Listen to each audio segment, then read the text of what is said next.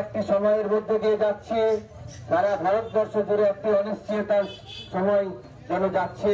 পশ্চিমবঙ্গবাসীকে কেন্দ্রীয় সরকার এবং নির্বাচন কমিশন যেন নির্যাতন শুরু করেছে। সমস্ত বৈধ ভোটারের নাম তারা কেটে দেওয়ার চেষ্টা করছে। কিন্তু আপনারা মনে রাখবেন যে আমাদের সরকার, আমাদের নেত্রী মমতা ব্যানার্জি এবং আমরা লালগোলা ব্লক তৃণমূলের কংগ্রেসের পক্ষ থেকে আমরা কিন্তু সামনে থেকে আপনাদের জন্য লড়াই করে চলেছি। আপনাদের এসআইআর নিয়ে যে সমস্ত সমস্যা হচ্ছে, যে সমস্ত অসুবিধাগুলো হচ্ছে, সেগুলো সমাধানের জন্য আমরা ব্যবস্থা করেছি। আপনাদের জন্য যেমন ইন্টারনেটের ব্যবস্থা করা হয়েছে ফর্ম ফিল আপের, সেই রকমই বিভিন্নভাবে উকিলদের ফ্রিতে ব্যবস্থা করে দেওয়া হয়েছে, যাতে বিরোধীদের চোখে চোখ রেখে, বিজেপির চোখে চোখ রেখে এবং নির্বাচন কমিশনের চোখে চোখ রেখে জবাব দিতে পারি, আমরা আমাদের মানুষদের জনসাধারণের ভোটাধিকার ফিরিয়ে আনতে পারি।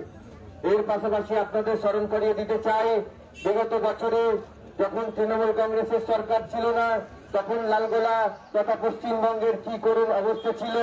তৃণমূল সরকার আসার পরে প্রত্যেকটি অলিতে গলিতে, বাড়িতে বাড়িতে উন্নয়নের ধারা অব্যাহত আছে। প্রত্যেকটি অলিতে গলিতে রাস্তা সঠিকভাবে গড়ে উঠেছে, মানুষের ঘরে ঘরে আর্থিক অনুদান পৌঁছে যাচ্ছে সরকারের তরফ থেকে।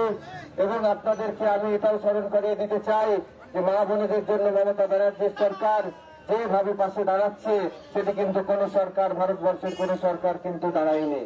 ফলে আপনারা অবশ্যই ভোট দিতে যাওয়ার সময় এই সমস্ত বিষয়গুলো মনে রাখবেন। আর একটা আপনাদের কথা বলতে চাই, যদি আপনারা আমাকে সুযোগ করে দেন, যদি আপনারা আমার পাশে থাকেন, তাহলে আমি আপনাদের বলে যাচ্ছি যে লালগোলার চিকিৎসা ব্যবস্থা, শিক্ষা ব্যবস্থার উন্নতি অবশ্যম্ভাবী। লালগোলায় একটি উন্নত মানের হসপিটাল, সরকারি হসপিটাল গড়ে উঠবে, যেখানে মা বোনদের থেকে শুরু করে বয়োজ্যেষ্ঠ শিশুদের থেকে শুরু করে সকলের জন্য একটি উন্নত মানের হসপিটাল গড়ে উঠবে। আপনাদেরকে আর দূর দূরান্ত যেতে হবে না, লালগোলার মাটিতে বসেই আপনারা হসপিটালের ব্যবস্থা পাবেন, চিকিৎসা পরিষেবা পাবেন। এর পাশাপাশি আমি আপনাদের আরো বলে দিতে চাই যে লালগোলা একটি নিরাপদ বিধানসভা হিসাবে গড়ে উঠবে। এবং আমার ইচ্ছে, আমার স্বপ্ন, যদি আপনারা সহযোগিতা করেন, লালগোলাকে একটি আদর্শ বিধানসভায় পরিণত করেই আমি ছাড়ব।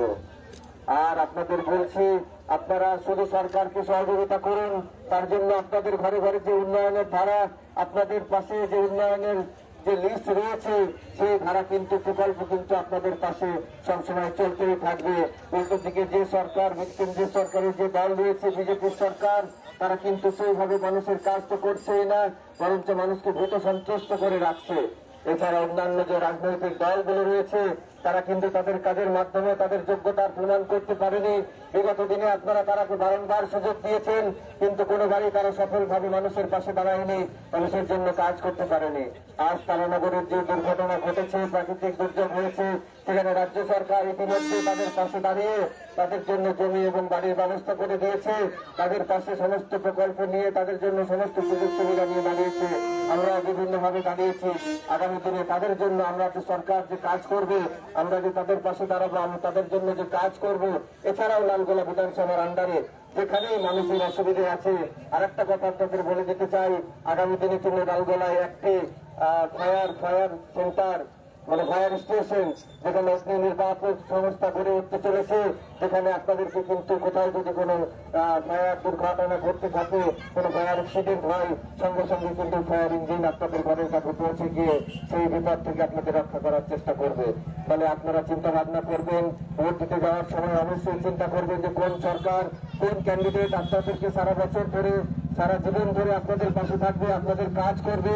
আর কারাকে ভোট দিলে আপনাদের কাজ তো হবেই না, বরঞ্চ আপনাদের ভোটটি মধ্যে জলে চলে যাবে। ফলে আপনাদের কাছে আশা, আপনাদের কাছে আবেদন রাখছি, আপনারা মানে সঠিক চিন্তা ভাবনার মানুষ, আপনারা সচেতন নাগরিক, লালগোলার মানুষ খুব সুচিন্তিত মানুষ, তারা সঠিক চিন্তা ভাবনা রাখে। ফলে ভোট দিতে যাওয়ার সময় অবশ্যই চিন্তা ভাবনা করে ভোট দেবেন, এবং অবশ্যই আপনারা ভোট দিতে যাবেন আপনাদের সংবিধান যে অধিকার দিয়েছে, সেই অধিকার আপনারা প্রয়োগ করে সঠিক মানুষকে, সঠিক দলকে জয় করবেন। এই বলে আমি শেষ করছি। ধন্যবাদ। মমতা ব্যানার্জি জিন্দাবাদ, অল ইন্ডিয়া তৃণমূল কংগ্রেস জিন্দাবাদ। জয় বাংলা, জয় বাংলা।